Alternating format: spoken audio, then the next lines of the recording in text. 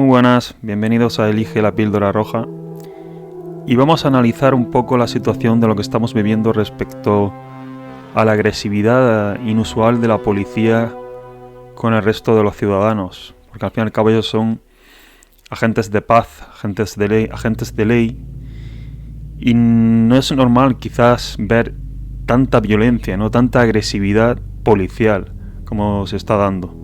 Me he acordado del experimento de Stanford, que fue un estudio psicológico que acabó en horror, como veis en este título, también traído, ¿no? Entonces vamos a hablar sobre lo que es la historia de este experimento basándonos en este artículo que está también traído. Esta es la historia del experimento de Stanford, una prueba de la facultad de psicología que se les acabó yendo de las manos a todos. 44 años después es un caso en estudio por las facultades de psicología y sociología, fruto de la polémica por sus implicaciones éticas y morales. ¿En qué consistió ese experimento? En 1971 se llevó a cabo un experimento psicológico sobre la influencia de un entorno extremo como el de la vida de un preso en las conductas de las personas y su evolución a lo largo del tiempo, tanto para los presos como para sus carceleros. Tuvo lugar en la cárcel de Stanford y desde entonces se le conoce como el experimento de la cárcel de Stanford o simplemente el experimento de Stanford. 44 años después tiene todavía consecuencias y sus consecuencias de hecho fueron más duras de lo que se llegó incluso a prever por parte de los investigadores.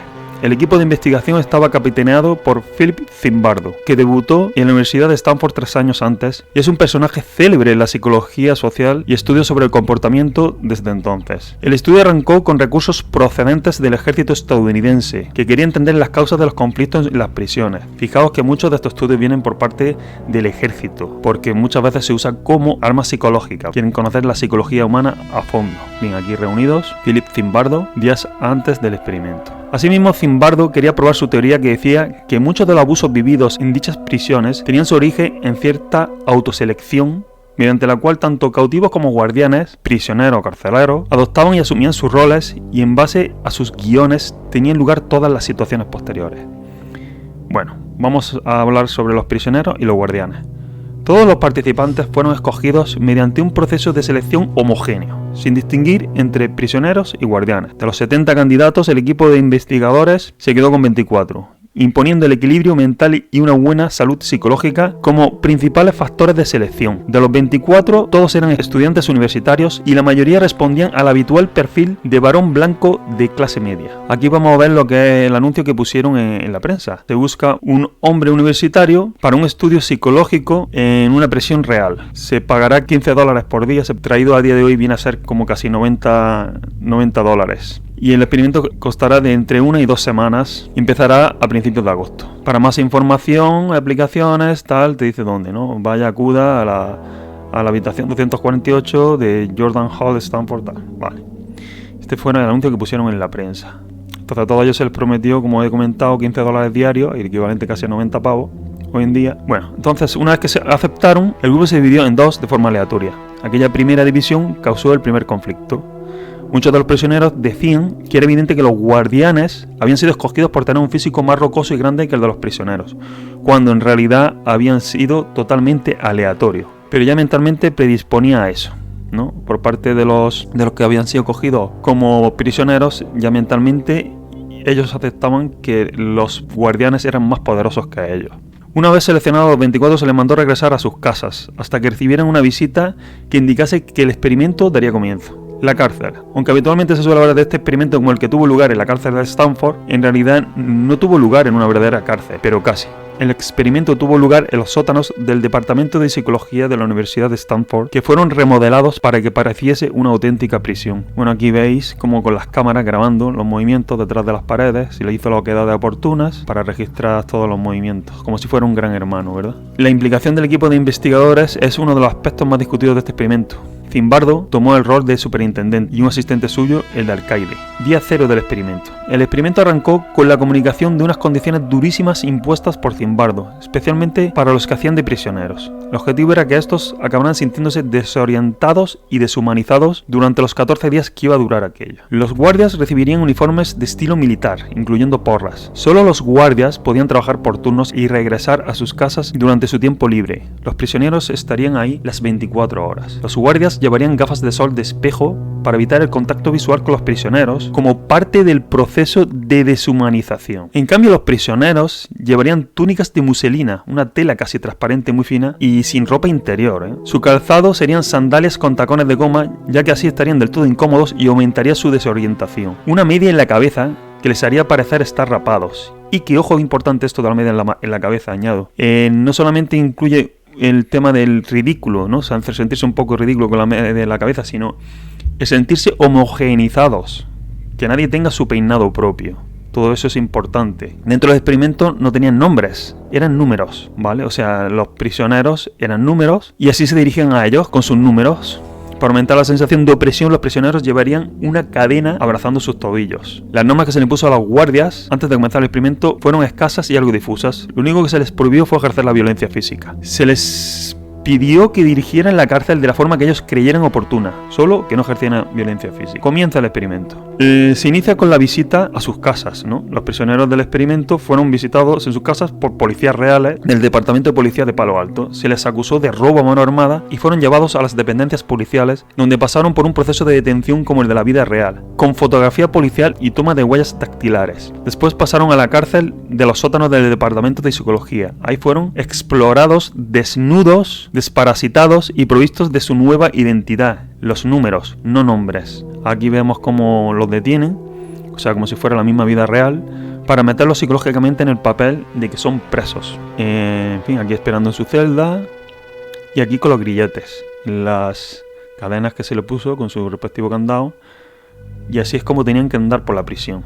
Y ya veis sus respectivos números aquí atrás y todos con los grilletes que tenían que llevar aquí que unieran a los pies. El primer día fue más o menos normal, sin sobresaltos, con un trato incluso hospitalario.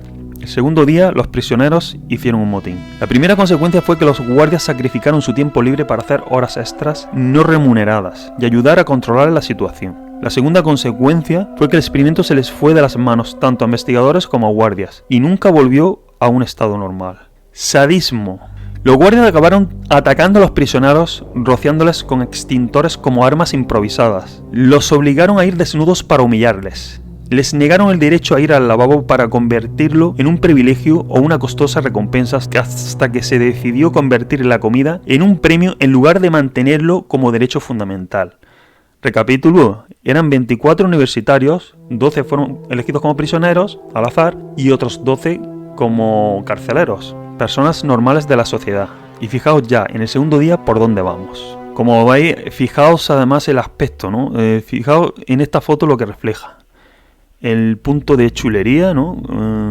Mirad los carceleros con sus gafitas de sol, así en plan, con la porra incluso ahí dándose en la barbilla, tal. Los otros con su malla en el pelo, como he dicho, para que parezcan que no tienen su propia personalidad, contra la pared, las piernas abiertas, con esta especie de blusa, sin ropa interior y bueno, sintiéndose pues humillados, ¿no? En realidad, que es lo que le están haciendo ejercer los carceleros. Y aquí los dirigen para adentro a sus cárceles y tal. Bueno, aquí cuando los castigan, les ponen en la cabeza esto, como veis, ¿y qué consigue con eso? Despersonalización completa. Se consigue la despersonalización completa al ponerle una caja en la cabeza, que eso lo hacían como castigo. De tal manera que le podían así infligir aún más castigo todavía, porque dejan de ser personas en realidad. Tú le pones esto y ya lo tratas como tú quieras. Fijaos las fotos de chulo que lleva aquí, ¿no? El tío del carcelero.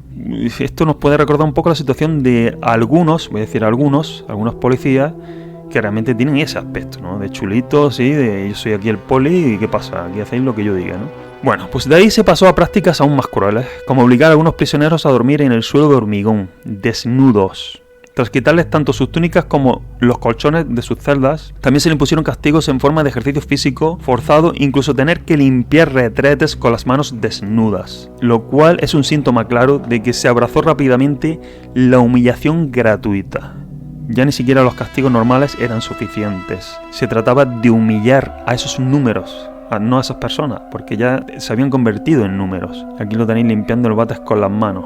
La medida más eficaz y que más hizo desmoronarse psicológicamente a los prisioneros fue una actuación improvisada, pero que resultó tener precedentes en otras prisiones de los Estados Unidos. Fijaos, De aquí le surgió una idea. Por eso el ejército quería llevar a cabo este experimento, el ejército de los Estados Unidos. Porque de ahí le surgió una idea de cómo tratar a las personas en las cárceles reales. El grupo de los 12 carceleros decidieron separar a los prisioneros en celdas para buenos y celdas para malos, de forma semi-aleatoria, dando la sensación de que había chivatos que se delataban entre ellos. Esto fue muy importante porque consiguió dividirlos. Estaban unidos, ya visteis que formaron un motín, incluso el segundo día, pero así consiguen dividirlos.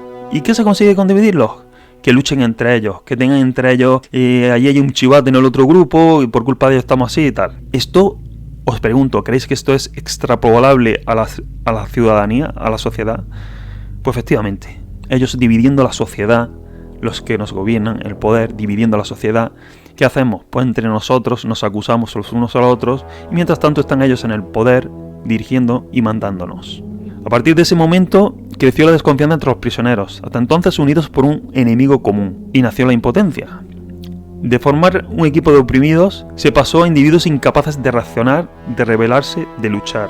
¿Os recuerda algo lo que estamos viviendo? Una sociedad que es incapaz de reaccionar, de rebelarse y de luchar. Los guardias comenzaron a ejercer prácticas de sadismo puro, especialmente cuando se hacía de noche y creían que las cámaras que grababan su movimiento estaban apagadas. O sea, esto es lo más fuerte, ¿no? Repito, 12 personas normales de la universidad, chavales, que ya aprovechan que se apagan las cámaras para hacer cosas inhumanas, ¿no? Cuando llegó el cuarto día del experimento, llegó a los oídos tanto de Zimbardo como del equipo de guardias el rumor de que los prisioneros estaban preparando el plan para huir de la falsa prisión.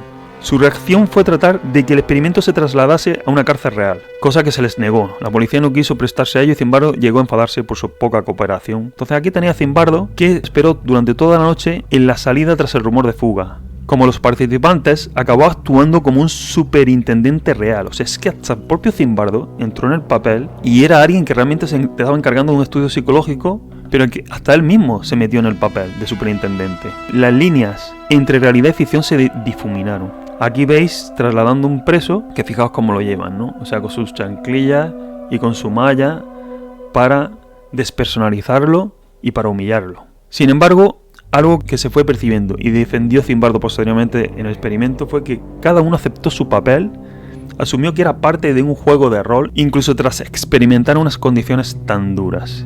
Esto se pudo comprobar tras un pequeño intraexperimento dentro del IDEM, y es que a cada prisionero se le ofreció la libertad condicional, a cambio de renunciar a su paga.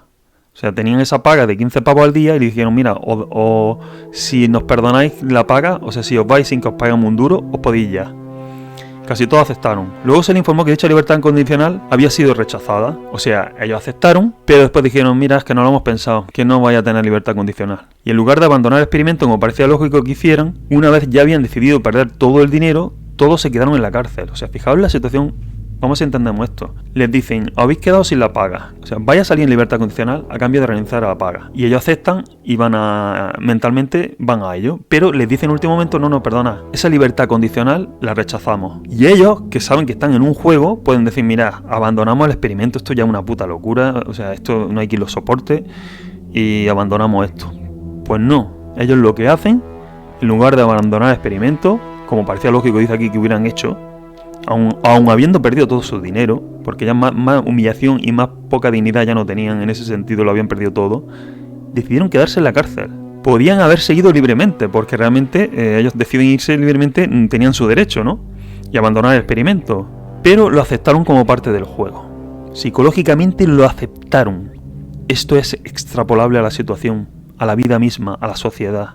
Entonces las consecuencias, los prisioneros tras ser sometidos a un trato sádico, humillaciones reiteradas y una opresión brutal que se les dejaba físicamente extenuados y mentalmente bloqueados, sufrieron trastornos y desórdenes emocionales muy graves, incluyendo depresiones profundas. En algunos casos llegaron a tener su reflejo físico como el de un sarpullido psicomático que le salió a un prisionero cuando su libertad condicional fue rechazada. No se podía pensar con claridad. Como está hoy la sociedad, que no piensa con claridad. La comunicación entre prisioneros se hizo difusa. Se oían llantos en las celdas. El estrés y el pánico dominaban. Mientras tanto, el sadismo de los guardias continuaba desarrollándose. El sadismo iba a más. 2 prisioneros sufrieron traumas tan graves que fueron reemplazados durante el experimento. O sea, de los 12 prisioneros tuvieron que reemplazar a 2 porque cayeron en un pozo que no podían más.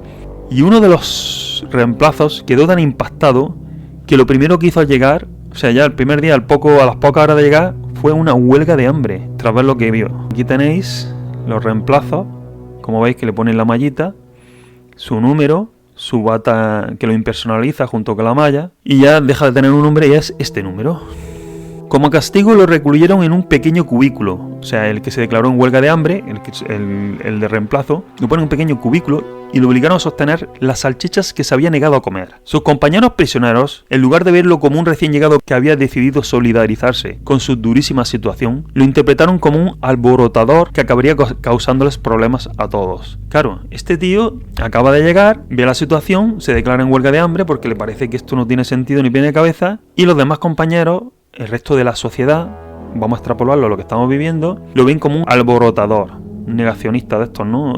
Estoy intentando hacer un paralelismo con lo que estamos viviendo. Cuando los guardias detectaron esa actitud, decidieron usarla en su beneficio propio, sádico. Aquí vemos el sadismo. Los guardias perciben la debilidad que está ocurriendo en la cárcel, o sea, todo lo que ellos perciben como división entre ellos lo agudizan. Y entonces aprovechan eso para meter más carnaza. Ofrecieron a los prisioneros renunciar a las mantas y terminar con el confinamiento al recluso en huelga de hambre, o en su lugar conservar las mantas y permitir que el confinamiento durase toda la noche. O sea, el recluso que había estado en huelga de hambre lo habían confinado y le dijeron a los otros: mira, si renunciáis a las mantas, este preso podrá salir, pero si no va a estar toda la noche encerrado. Y los reclusos, por supuesto, decidieron quedarse con las mantas, que le dieran viento al nuevo. Aunque al final Zimbardo entró en escena y obligó a permitir que el preso en huelga de hambre volviese a su celda, ya que la celda en la que lo tenían era una celda como de castigo, bastante dura, y Zimbardo dijo: no, este muchacho no puede pasar aquí toda la noche porque es que no lo podemos cargar. Fin del experimento. Habían pasado nada más que 6 días y se tuvo que dar por finalizado el experimento, viendo el nivel al que se estaba llegando. Zimbardo decidió cancelarlo. El motivo fue la visita de una estudiante, Cristina Maslach, a las instalaciones donde tenía lugar para realizar alguna entrevista. Ella, que no había tenido constancia en cómo era la rutina allí, cuestionó la ética y la moralidad de su entorno. O sea, que Zimbardo no lo anuló tampoco por sí mismo, sino que le tuvieron que hacer ver desde fuera que se había llegado a un grado tal de inmoralidad y de tan poca ética que aquello era insostenible. Zimbardo cayó en la cuenta de que nadie hasta entonces había cuestionado algo tan evidentemente reprobable. O sea, se habían metido en una dinámica de sadismo brutal. Los guardias estaban disfrutando de su rol, disfrutando. Los prisioneros parecían haber aceptado su sometimiento y sus condiciones. O sea, el que estaba prisionero aceptaba que fuera tratado como una pila de mierda, ¿no? Que es como se le estaba tratando. Y los investigadores estaban atendiendo al experimento en sí, sin tener en cuenta el factor humano y los límites de una investigación con personas como sujetos. O sea, los investigadores ausentes. ¿Acordáis la situación que estamos viviendo ahora? ¿Recordad los médicos, todos estos profesionales como ausentes de la realidad? Da igual cómo se les esté tratando a la sociedad. Ellos están como investigadores, como si no tuvieran que ver con lo que estamos pasando en realidad. ¿Prácticamente parece eso o no? ¿Qué os parece? Mientras tanto, algunos padres de los voluntarios del experimento reclamaron la suspensión del experimento y la liberación de sus hijos. Recuerdo que es un experimento voluntario y ellos reclaman la liberación de sus hijos. Pero resulta que esta petición se desestimó en todo momento. Bueno, y aquí veis la situación de algún padre, cómo quedó tras ver cómo lo habían hecho a su hijo y tal, ¿no? O sea, devastador. Pues aquí tenéis, ¿no? Este experimento tan brutal que he querido traer porque de ver tantos vídeos de policías maltratando, usando la violencia contra la ciudadanía, me vino a la mente este experimento que ha servido, señores, para ser usado realmente en las cárceles, como es por ejemplo lo que he dicho de dividir en grupos para que entre ellos mismos se debiliten. Y en realidad no solamente está aplicado en las cárceles, está aplicado en la sociedad de forma continua, y no desde ahora, sino desde hace décadas, desde hace siglos. Dividir a la sociedad para que se peleen entre ellos, para que nos peleemos entre nosotros y así no miremos para arriba, no miremos hacia arriba de la pirámide. Bueno, pues compartir y nos vemos en siguientes vídeos.